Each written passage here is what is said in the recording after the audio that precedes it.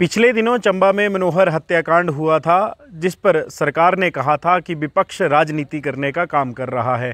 चंबा जिला से ही नेता आते हैं। हंसराज पूर्व में विधानसभा के उपाध्यक्ष रहे हैं, हमारे साथ चर्चा के लिए मौजूद हैं। मनोहर हत्याकांड हुआ, विपक्ष कह रहा है कि हमें उसके परिजनों से मिलने नहीं दिया गया, धारा 144 लगी थी। सरकार कह रही है विपक्ष राजनीति कर रहा है। आप तो खुद उस जिला से आते हैं, पूरी परिस्थिति क्या है? ऐसा, पहले तो आपको नमस्कार, आपके सभी दर्शकों को नमस्कार। मामला जो है वो 6 तारीख का होता है। 6 तारीख को लड़का गायब होता है मनोहर, और 9-10 तारीख को जो है वो मिलता है। और उसके बाद भी जब पुलिस एक्शन नहीं लेती है तो कुछ स्थानीय लोग जो है एजिटेशन करते हैं। विशेषकर अखिल भारतीय विद्यार्थी परिषद जो है वो इस मुद्दे को उठाता है कि 25 साल का युवा जो उनका कभी कार्यकर्ता रहा था तो उसके साथ अन्याय हुआ है। और विशेष तौर से उन्होंने ये कहा कि ये अनुसूचित जाति विशेष वर्ग से था, इसीलिए कोई पेन नहीं ले रहा है। मतलब उन्होंने तो प्रशासन पर, उस टाइम की व्यवस्था सब पर जो है वो एक तरह से क्वेश्चन मार्क लगाया। तो ये विषय हमारे ध्यान में भी आया, क्योंकि चंबा से जुड़ा हुआ विषय था और डलहौजी में लगते विधानसभा क्षेत्र का था। मैंने वहाँ के विधायक माननीय DS ठाकुर जी से बात की। DS ठाकुर जी स्पॉट पे 6 तारीख से लगातार लगे हुए थे, और जिस दिन संस्कार भी होता है इवन 10 तारीख को, वो वहाँ से तभी लौटते हैं। और फिर हम लोग मिलने चले जाते हैं, उनके परिवार से मिलते हैं और सारी व्यथा उनकी सुनते हैं। व्यथा सुनी जाती है और व्यथा में ये निकल कर के आता है जिसने हत्या किया, जो परिवार इन्वॉल्व था, वो बहुत ही संदिग्ध परिस्थितियों में वहाँ पर रहता है। 12 महीने वहाँ पर रहता है, जहाँ 10-10 फीट बर्फ़ गिरती है। और फिर साथ में ये भी कहा गया वहाँ स्थानीय लोगों के द्वारा कि ये जो हैं वो व्यक्ति जम्मू कश्मीर और उत्तर प्रदेश और कई जगहों के इन टच में है, और इस पर जो है वो अन्य आतंकवादी घटनाओं में भी शामिल होने का जो है वो आरोप लगता आया है। लेकिन उसमें क्या है क्या नहीं है, वो पुलिस जो है वो छानबीन में लगी है। जब पुलिस ने जो अरेस्ट किए हुए 9 लोग थे, उसमें से 2 लोगों को छोड़ दिया जो मेन कल्प्रिट थे, उसके बाद विवाद खड़ा हुआ है। और हमने भी फिर उस विषय को उठाया है कि जब तक आप इन्वेस्टिगेशन ढंग से नहीं कर लेते, जो उसमें दोषी थे उनको सज़ा तक नहीं पहुंचाया जाता, तो आप कैसे छोड़ सकते हैं? एक फैक्ट तो ये भी कहता है कि जिस दिन आपने भाषणबाजी की, अगर आपके भाषण नहीं होते, मामला तो ठीक चल रहा था, पुलिस अपनी कार्रवाई कर रही थी, फिर आपको वहाँ इन्वॉल्व होने की ज़रूरत कहाँ पड़ी? ऐसा है, हम तो उसी दिन आ भी रहे थे। मैं उस परिवार से मिल के आ रहा था। स्थानीय विधायक DS ठाकुर जी साथ थे। सीनियर विधायक होने के नाते पार्टी के आदेश थे, संगठन के आदेश थे कि आपको वहाँ जाना चाहिए और जो वो प्रभावित परिवार है उससे मिलना चाहिए, और जो मतलब उनको सहायता हो सकती है, फाइनेंशियल भी हमने हेल्प की थी। लेकिन जब रास्ते में आए तो रास्ता रुका हुआ था। जो केहार थाना आता है, वहाँ पर लोगों का एक बहुत बड़ा हुजूम जो वहाँ पर मुर्दाबाद के नारे लगा रहा था एडमिनिस्ट्रेशन के और स्थानीय लोगों के भी। और आप नहीं मानेंगे, उस भीड़ को हैंडल करने का काम हमने किया है। और वहाँ पर जो कहा गया है मेरे द्वारा, वो सारा का सारा प्रकरण जो मुझे वहाँ पर लगा है, उसको देखते हुए लगा, और जनता जागरूक हुई है। और उसके बाद मुझे लगता है जनता ने इसको बहुत ज़बरदस्त तरीके से लिया भी है। और इसमें ऐसा है ना कि लोगों को जो है वो इसमें मुझे लगता है उस तरीके से नहीं लेना चाहिए, और सरकार का काम है कि वो न्याय कैसे मिले, इसके लिए उनको प्रक्रिया में जुटना चाहिए। परंतु जनता और सरकार तो ये भी कह रही है कि विपक्ष उसमें साक्षात तौर पर राजनीति कर रहा है, क्योंकि पुलिस तो अपना काम कर रही है। नहीं, जनता ने नहीं कहा है। जनता तो अभी भी सड़कों पे है। आप देख पा रहे हैं कि पूरे प्रदेश में जिस तरह से लॉ एंड ऑर्डर की समस्या आई है, मौजूदा सरकार कुछ नहीं कर पा रही है। इनकी पुलिस का मुखिया जो है वो अभी भी जो है वो बाहर है, मतलब वो यहाँ पर नहीं है, कोई पुलिस को देखने वाला है नहीं। मुख्यमंत्री जी खुद स्टैंड ले नहीं पा रहे हैं।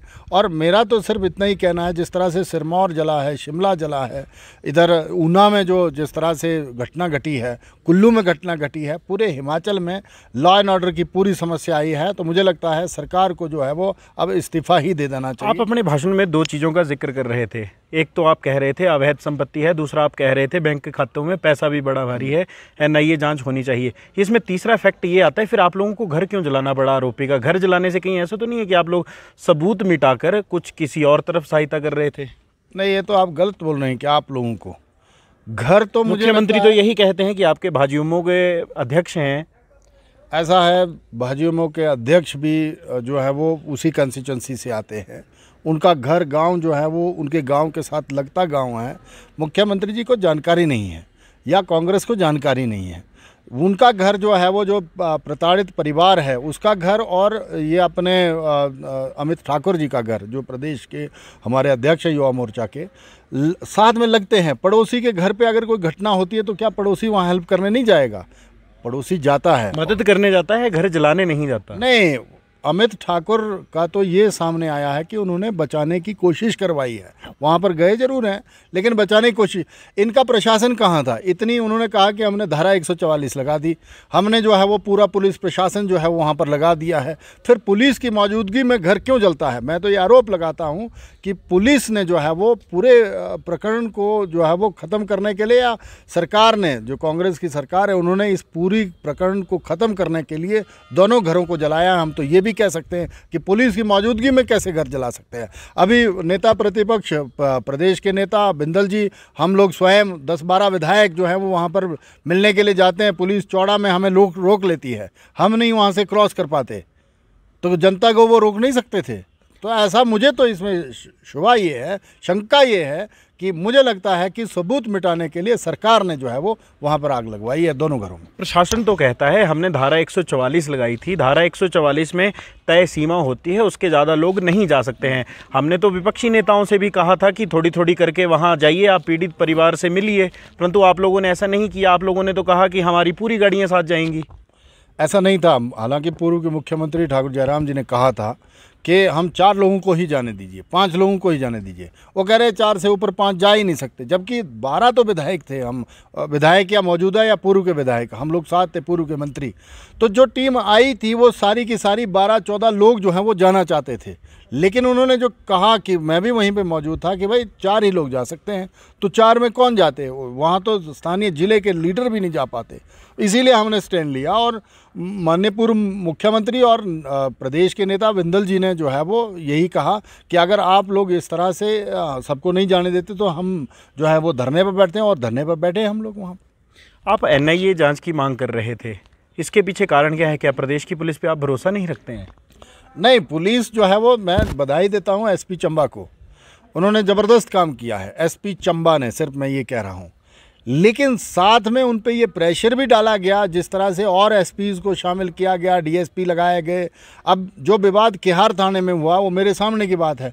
अगर DSP वहाँ पर विवादित जो है वो टिप्पणी नहीं करते वहाँ पर जो उन्होंने की है, तो मुझे लगता है कि वो उस दिन का विवाद भी नहीं होता। क्या कहा था DSP ने? नहीं, DSP का यही कहना था कि जिनको छोड़ा गया है उनके भी घर हैं, उन्होंने बाल बच्चे चलाने हैं, ये है वो है, अलग अलग तरह के वो बयान दे रहे थे कि हमें तो लगता है कि उसके परिवार का जो मनोहर है उसके परिवार का भी उनके साथ कुछ पुराना झगड़ा था, ऐसा था वैसा, जबकि इसमें एंगल और थे। और जो हमने NIA की मांग की है, मेरा सिर्फ इतना ही कहना था कि जैसा कि लोगों से जानकारी मिली, स्पॉट पे हमें जो चीज़ें मिली हैं, जिस तरह से बॉर्डर पे वो रहते हैं, जिस तरह से उनके बैंक खातों में कहा गया कि ये चीज़ें हैं, और जिस तरह से उनकी एनक्रोचमेंट थी सरकारी भूमि की, और जिस तरह की तानाशाही उस बंदे की चलती है, तो हमें लगता था कि हिमाचल की पुलिस जो है वो कहीं ना कहीं पर कांग्रेस सरकार के दबाव में आ सकती है, इसलिए NIA को जो है वो इसमें जांच करनी चाहिए। तो केंद्र के में तो आपकी सरकार है, फिर चिट्ठी क्यों नहीं लिख देते NIA को? नहीं, अभी नेता प्रतिपक्ष ने कहा है कि वो स्वयं चिट्ठी लिखेंगे, वो मेरे उसके पक्ष का नहीं है, लेकिन हाँ, नेता प्रतिपक्ष और बिंदल जी लिखे होंगे चिट्ठी। आपसे एक आखिरी सवाल जानना चाहूँगा। सत्ता के गलियारों में चर्चा एक और हो रही है, जिस तरह से गुड़िया रेप एंड मर्डर केस हुआ था, भाजपा ने उसको भी राजनीतिक रंग देकर भुनाने का प्रयास किया था। क्या मनोहर हत्याकांड में भी भाजपा यही करने जा रही है? नहीं, अभी सिरमौर जल रहा है या शिमला जल रहा है, इनके ही मंत्री जो हैं वो गलत स्टेटमेंटें देते हैं, तो क्या वो भाजपा करवा रही है? गुड़िया कांड में एक बहुत बड़े ऑफिसर जो हैं वो जेल में चले जाते हैं, इनके बहुत सारे ऑफिसर जो हैं वो सस्पेंड टर्मिनेट हो जाते हैं, उसमें क्या भारतीय जनता पार्टी करवाई थी? ये जो यहाँ गुड़िया हत्याकांड भी हुआ था, उसको भी दबाने की कोशिश जो है वो मौजूदा उस टाइम की सरकार कांग्रेस ने की थी, इसीलिए भारतीय जनता पार्टी को सड़कों पे उतरना पड़ा था आम जन के साथ। कोई पार्टी विशेष नहीं उतरी थी, या कोई हंसराज या उस टाइम के धूमल साहब या जयराम जी या बिंदल जी वो नहीं उतरे थे, आम जनता उतरी थी। अब थाना जला तो कोई भारतीय जनता पार्टी ने जलाया था।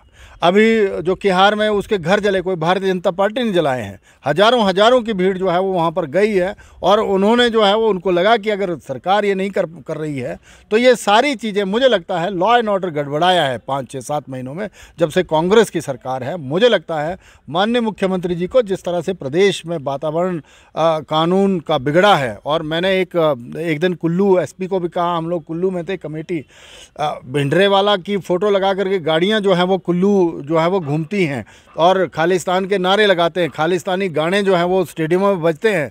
ये जो है वो मुझे लगता है कि एंटी नेशन एक्टिविटी और प्रदेश के अहित की बातें जो है वो अभी इस मौजूदा सरकार में हो रही हैं। एक बार जो है वो मुख्यमंत्री को हम सलाह देना चाहते हैं, उनको समीक्षा करनी चाहिए कि कौन कौन लोग उनके साथ हैं जो उनको सही जानकारी नहीं दे पा रहे हैं, और अगर 6-7 महीने में ही ये हालात है तो आने वाले 2-4 महीनों में क्या होगा ये देखने लायक होगा। मनोहर हत्याकांड में जिस तरह से बात सामने निकल कर आ रही थी कि भाजपा उस मामले में राजनीति कर रही है, सवालों के उत्तर देने के लिए हमारे साथ चुराह के तीसरी बार के विधायक हंसराज मौजूद थे। बहरहाल संवाद भारत में अभी के लिए बस इतना ही। नमस्कार।